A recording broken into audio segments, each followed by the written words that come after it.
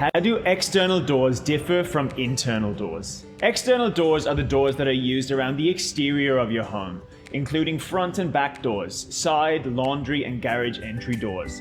This also includes patio or alfresco style doors that open out onto a garden, a veranda, or decking area that is using either a folding, sliding, or stacking mechanism.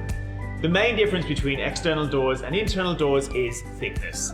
External doors are generally 40mm thick, whereas an internal door is 35mm thick.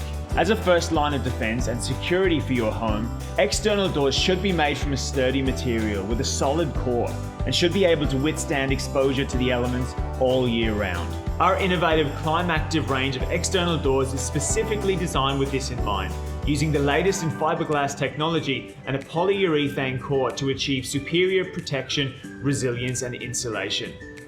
Internal doors are more about style and day-to-day functionality, so they can be constructed with a more lightweight or hollow core with plenty of designs and configurations to choose from at doorsplus.